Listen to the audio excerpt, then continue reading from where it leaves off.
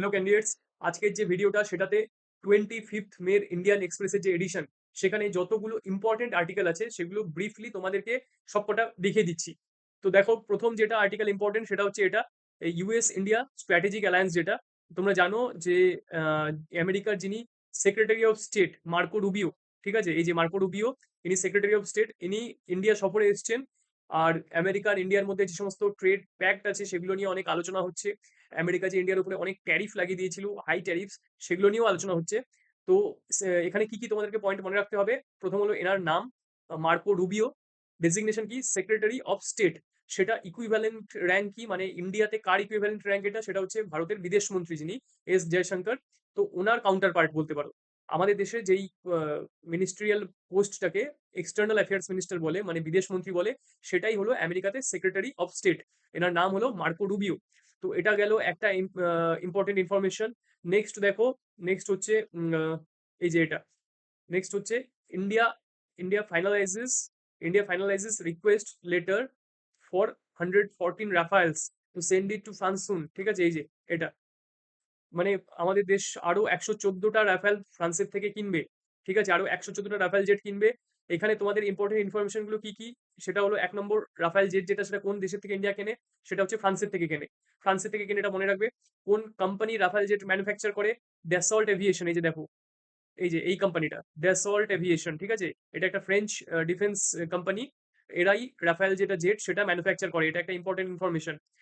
তারপর কটা জেট কিনছে ইন্ডিয়া? 114টা জেট কিনছে নতুন। তার মধ্যে তার মধ্যে দেখো, কতগুলো জেট ইন্ডিয়া এখানে ডোমেস্টিক্যালি বানাবে? Around 90 jets. ঠিক আছে, 114টার মধ্যে 90টা জেট ইন্ডিয়া হয়তো ডোমেস্টিক্যালি ম্যানুফ্যাকচার করবে, আর বাকিগুলো একদম ফ্রান্সের থেকে নিয়ে আসা হবে। তো এই যে প্রপোজালটা ডিফেন্সের, সেটা কারা অ্যাপ্রুভ করলো?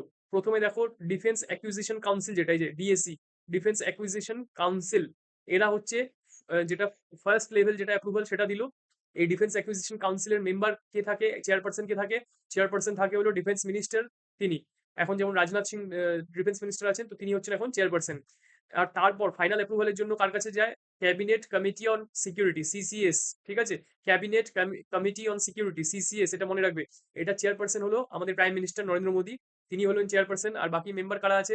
ডিফেন্স মিনিস্টার মেম্বার থাকে, এক্সটার্নাল অ্যাফেয়ার্স মিনিস্টার মেম্বার থাকে, ফাইন্যান্স মিনিস্টার মেম্বার থাকে, হোম মিনিস্টার মেম্বার থাকে, মানে অমিত শাহ, তারপর এস জয়শঙ্কর, রাজনাথ সিং, নির্মলা সীতারামন, এরা চারজনই আছেন মেম্বারে। আর তার সাথে সাথে NSA, national security advisor, Ajit Doval, তিনিও এই ক্যাবিনেট কমিটি অন সিকিউরিটিতে কোঅর্ডিনেটর পদে থাকেন। ঠিক আছে, তো এই দুটো মনে রাখবে, ডিফেন্স অ্যাকুইজিশন কাউন্সিল আর cabinet committee on security, CCS. তো এত অবধি হচ্ছে এই যে আর্টিকেলটা, সেটার মধ্যে যা যা ইম্পর্টেন্ট ছিল বলে দিলাম। নেক্সট দেখো, কোন আর্টিকেল আছে ইম্পর্টেন্ট। নেক্সট যেটা, সেটা হলো ইবোলা অ্যাডভাইসারি। অলরেডি ডব্লিউএইচও তারা কি করেছে, তারা কিন্তু একটা ওয়ার্ল্ড ওয়াইড একটা অ্যালার্টনেস জারি করেছে যে ইবোলা যে ভাইরাসটা, সেটা খুব তাড়াতাড়ি স্প্রেড করে যাচ্ছে আফ্রিকান কন্টিনেন্ট থেকে। সেখানে কোন কোন কান্ট্রি সবার সবচেয়ে বেশি এফেক্টেড? সেটা হলো কঙ্গো আর ইউগান্ডা। কঙ্গো আর ইউগান্ডা, এই দুটো কান্ট্রি সবচেয়ে বেশি এফেক্টেড। আর তারপর তার নেইবারিং কান্ট্রি যেগুলো, সাউথ সুদান, সেখানেও কিন্তু যথেষ্ট সংক্রমণ ছড়ানোর একটা প্রবাবিলিটি রয়েছে।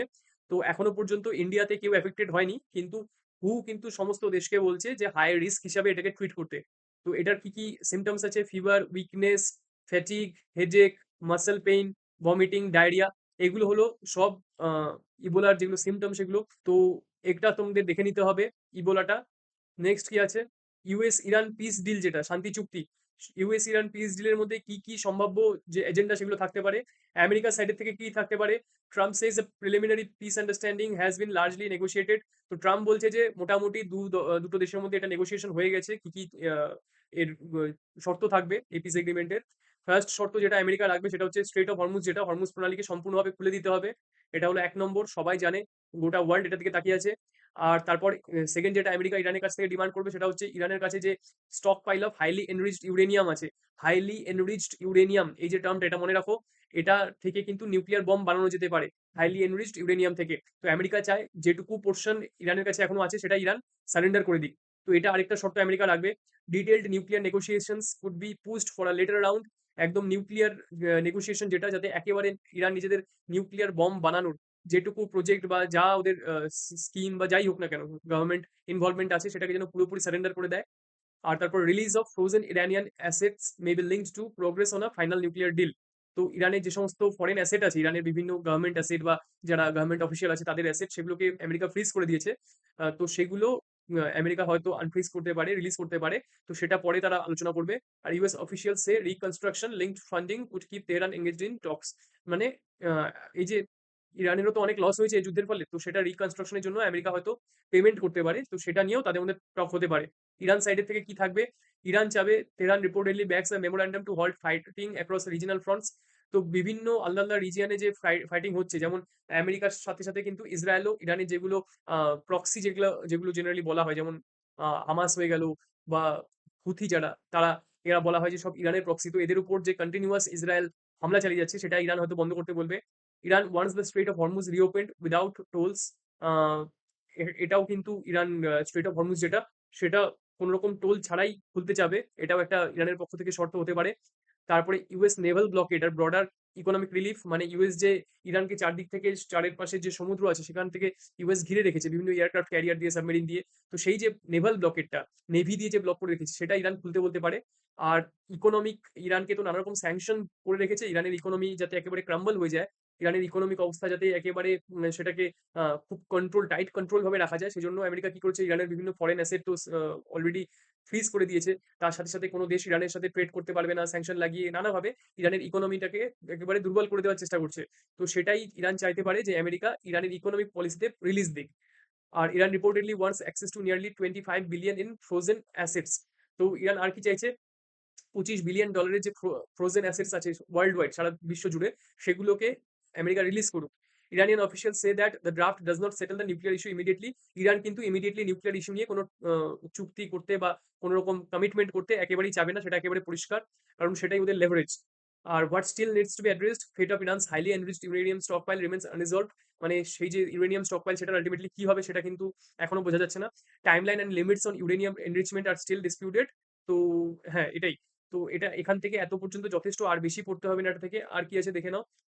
হ্যাঁ, এটা খুব, এটা এটা একটা important. Russia uses hypersonic Oreshnik missile, ঠিক আছে, in mass attack on Ukraine. তো ইউক্রেনে একটা বিশাল বড় অ্যাটাক করেছে রাশিয়া, তার জন্য ইউজ করেছে হাইপারসনিক অরেশনিক মিসাইল। তো এই অরেশনিক মিসাইল, এটা নিয়ে যদি কোনো প্রশ্ন আসে যে কোন দেশের মিসাইল এটা, তাহলে তোমরা বলবে রাশিয়ার মিসাইল। আর এটা একটা হাইপারসনিক মিসাইল, মানে যেই মিসাইল শব্দের থেকে বেশি গতিবেগে চলে। অ্যাটলিস্ট মাক 5। মাক 5 মানে হচ্ছে শব্দের 5 গুণ গতিবেগে, অন্তত মিনিমাম শব্দের 5 গুণ গতিবেগে যে মিসাইলগুলো চলে, সেটাই হলো হাইপারসনিক মিসাইল। মানে মোটামুটি 6000 কিলোমিটার পার ঘন্টা, মোটামুটি 6000 কিলোমিটার পার ঘন্টা গতিবেগে যে এই মিসাইলগুলো আঘাত আনতে পারে। তো অরেশনিক মিসাইল, এটা মনে রাখবে। এখান থেকে আর দেখতে হবে না, এবার এটা দেখে নাও। China sends astronaut on year long space mission as it eyes 2030 moon landing. আচ্ছা, চায়না অ্যাস্ট্রোনট পাঠিয়েছে। এখানে যে মেইন পয়েন্টটা সেটা হচ্ছে শেনজাও 23 ভেসেল। এই শেনজাও 23 যেটা, সেটা কার, সেটা চায়নার। এই ইনফরমেশনটা নিয়ে রাখো। আর কোন ক্যারিয়ার রকেটটা, কোন রকেট দিয়ে এই যে অ্যাস্ট্রোনটদের পাঠালো তারা, long March 2FY23। Long March 2FY23। তো লং মার্চ বলে যে কোনো রকেটের নাম যদি আসে যে কোন দেশের রকেট, সেটা হচ্ছে চায়নার রকেট। আর কোথা থেকে ছেড়েছে এটা? Jiuquan satellite launch centre, north west চায়নায়, উত্তর পশ্চিম চায়নাতে জিউকুয়ান স্যাটেলাইট লঞ্চ সেন্টার, সেখান থেকে এটা রকেটটা উৎক্ষেপণ করা হয়েছে। আর এখানে এই যে শেনজাও 23 ভেসেল যেটা, সেটাও তোমরা নোট ডাউন করে রাখো। তো এটা গেল চায়নার স্পেস মিশন নিয়ে।